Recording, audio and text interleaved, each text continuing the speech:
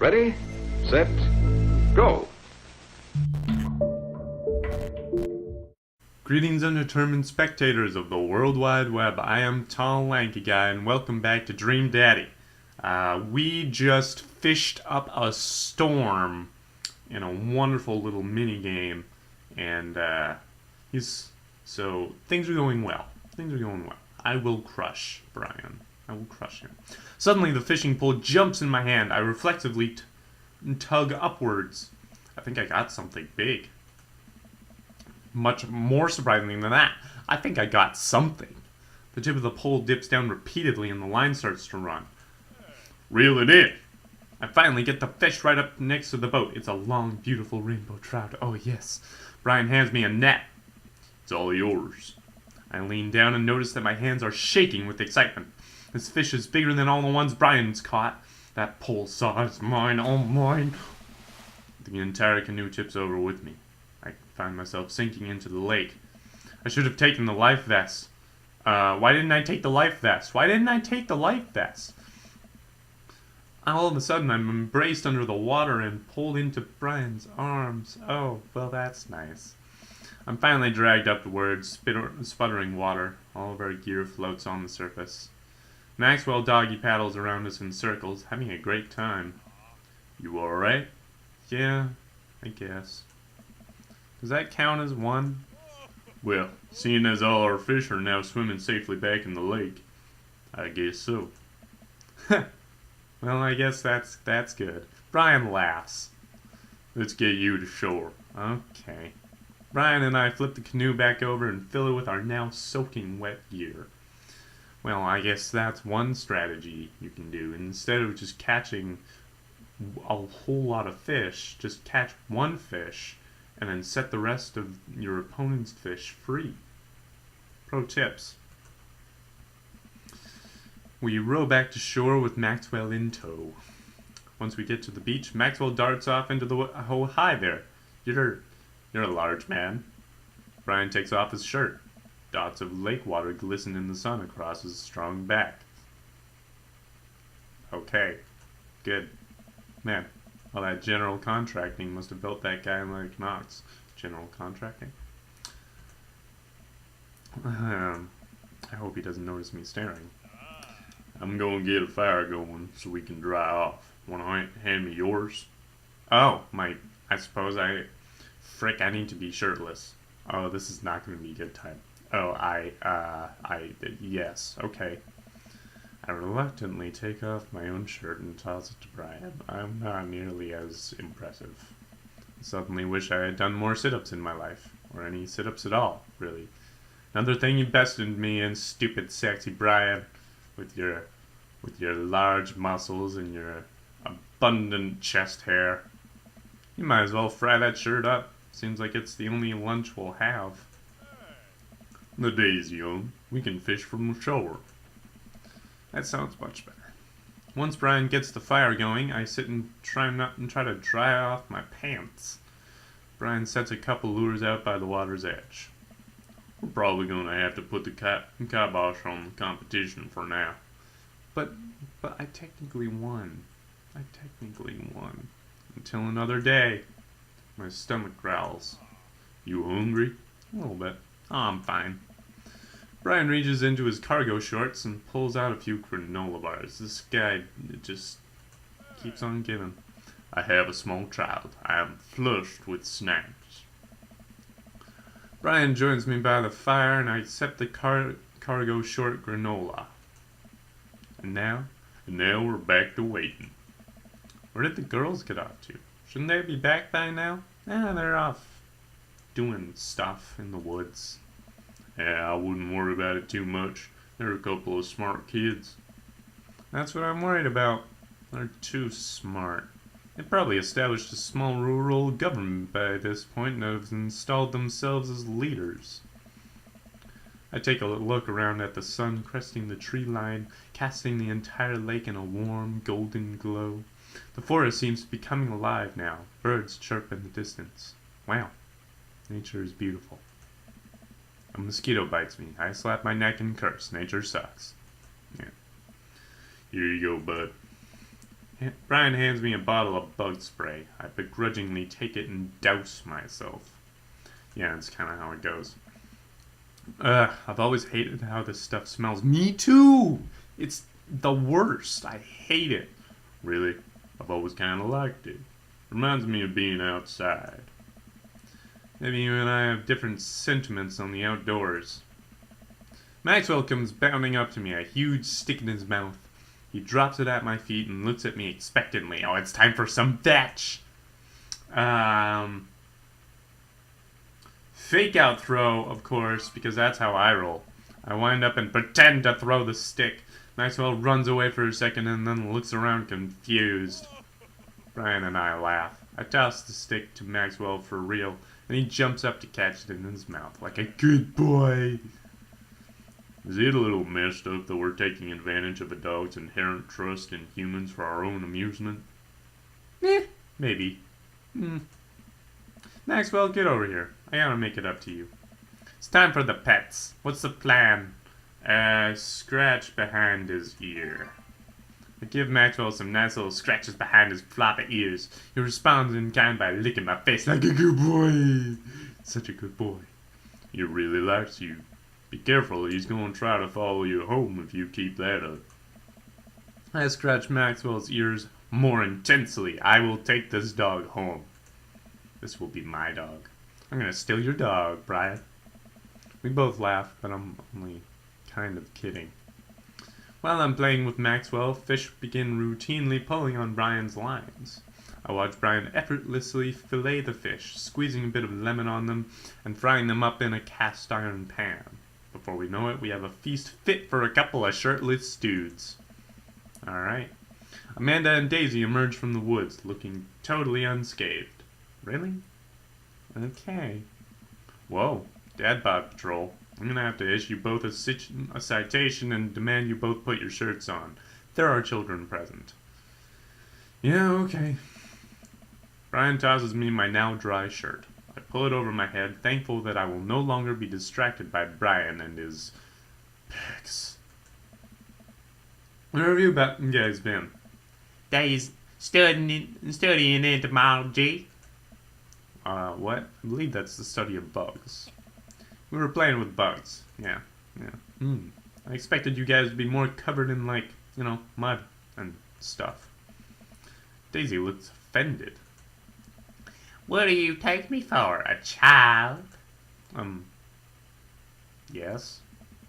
Amanda puts a hand on Daisy's shoulder. Right. Yeah, you are a child. But that's okay. We take a seat around the fire and Brian serves us all generous piles of fish on paper plates. It's absolutely delicious. Why does he have to be good at everything? I don't know. Fish taste okay? They taste wonderful! Frickin' Brian, don't ask. Daisy and Amanda both nod furiously, mouths full of fish. It's incredible. I've never had fish this good. Yeah, it's great. Old Hardin family recipe. Why are your pants wet? Well, Amanda, we were out there on the lake, and then I accidentally tipped over that boat. Oh, Brian. You don't have to vouch for me. Don't worry. All the gear floated to the surface, so we didn't lose anything. Right, Connor? Yeah, that's exactly what happened. Can't believe he just covered for me. Oh, gosh, he even out-humbles me. He's trying to beat me at everything, including my world-famous sense of humility. Freaking Brian. We finish our fish and end up playing catch with Maxwell for a little while before we decide to head out. After cleaning up the camp, we pack up the station wagon and let Maxwell into the back seat. The poor pup falls asleep in a cuddle puddle with Amanda and Daisy. They've had a long day. Been an ordeal today, bud. Let me drive you guys home. I want to prove that I'm the most awake dad on the block, but yeah, I'm beat. Fine. Alright. As we drive away, I take one last look at the lake disappearing behind us. There's the music. And smile. I rest my head against the window and the low rumble of the dirt road beneath us lulls me into a peaceful sleep. You know, the sleep that I didn't get the morning before. Hey, sleepyhead. I opened my eyes and realized that I had dozed off in the car. I self-consciously wiped a bit of drool off my chin. Oh, hey, I was resting my eyes, also known as sleeping. There's nothing wrong with sleeping. Just in case we suddenly have to jump into any sort of conflict. So, just in case we suddenly have to jump into any sort of conflict, so I'm super awake for it. I'm ready to fight, you know, with my strong arms, because I have those. It's all good. You earned some rest, buddy. Thanks for coming out with us today. I had a lot of fun with you. Thanks for inviting us. I also had fun, actually. Glad to hear it. Take it easy, yeah? You too. Take it the easiest. Take all of it the easy. Brian chuckles to himself as he unloads the car. Amanda and I get inside and immediately collapse onto the couch. Long day. Yep. I was so close to that pole saw. Pole saw? Yeah, Brian and I were competing to see who could catch the most fish, and... Stop. Why do you care so much? Amanda Panda, just look at the guy. He's so obviously got my number, and he's rubbing my face in it. Dad, I love you. But you're kinda dumb sometimes. Yeah, I'll admit to that. Dumb, or clearly the superior dad. You know what? I don't have any of the energy required to properly unpack your weird fixation with asserting your masculinity. I don't have any of that fixation. I don't have any of that. Let's just let that be clear. I do not have... I'm not, you know. I'm going to bed. Night.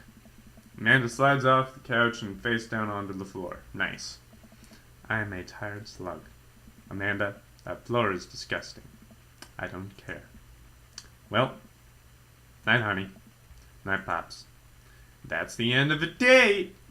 That's the end of that date. That went well. Date complete. I feel like I got a real good score on that. Let's just find out. Total. Okay. It's a number. Yeah. Oh, I'm glad. Alright. Let's keep moving. Soft boy.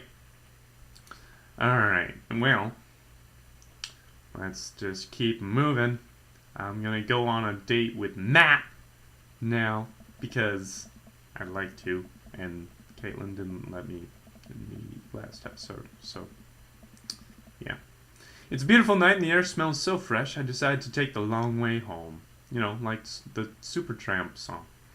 I casually stroll through the neighborhood, taking in the sights and sounds of a suburban city with a low crime rate and wide walkable sidewalks at night. As I approach the bar, I can hear patrons inside cheering. Oh, I bet the game is on. I wonder if my team is playing tonight. I don't know. Let's find out. A drop of water hits my head. No, it's lots of drops of water. Guess I'm going into the bar. It's pouring rain. Maybe I should wait this out inside. Sure. Here we are in the bar. I order a beer from the bar and settle in. It turns out that my team isn't playing tonight, but I can certainly enjoy the game regardless. The bar is unusually crowded, and the feeling of camaraderie over a shared love for the game makes me smile. Sports are nice. I look over to the corner and spot none other than Mary, sitting alone and in the corner, nursing a cocktail. Hello, Mary. You look good. Something about her seems different this time. Now that she's by herself and not hanging off some younger guy, she looks so sad. She looks up and half-heartedly raises her glass to me before staring off into middle distance. Well, I'll say hi. I'll say hi. It might help. I decide to go say hello. I walk over to her booth. She doesn't look up. The seat taken? She still doesn't look up. I take a seat anyways, and she finally notices me. I can't remember my voice for her. Hey, cowboy. I don't know. You alright? Never better. She hiccups, because she's a little far gone. Tears start welling up in her eyes. Oh no, what's going on, Mary? Oh. Will you walk a gal home. I guess she's some sort of older Southern belle, is what I'm decided. Sure, sure. Walk her home. I slide out of the booth. Seems like Mary's having some trouble getting up. I reach out a hand to help her, but she waves me away. Okay. I got it. I got it. She clearly does not got it. You know what? Hang out here for a second. I walk over to the bartender and pay Mary's tab. Okay. I don't know how much money I have, but... Hey, I don't know if you remember me, but I live in Mary's cul-de-sac, and I'm just making sure she gets home safe tonight. I know you. Yeah, it's nothing weird, just... She usually has one of the boss staff walk her home, but I trust you. I can't remember Neil's voice either. She doesn't, like, go home with... I don't really want to say it. One of the guys she meets. Nah. Nah? Ain't it a thing? Okay, good. Okay. Huh. I head back to the booth. Mary stumbles out of the seat and directly into my arms. Oh, good. Oh, good. This sounds like a good situation. I'm gonna leave the rest of this for the next episode. Just, figure out what to do with all of it. So, yeah. Thank you very much for watching. If you liked this episode, go ahead and click that like button. If you want to leave some thoughts as to what I'm doing and how I should be doing it, maybe, you can go ahead and do that. And if you haven't subscribed, that is a thing you can do. I'll see you later.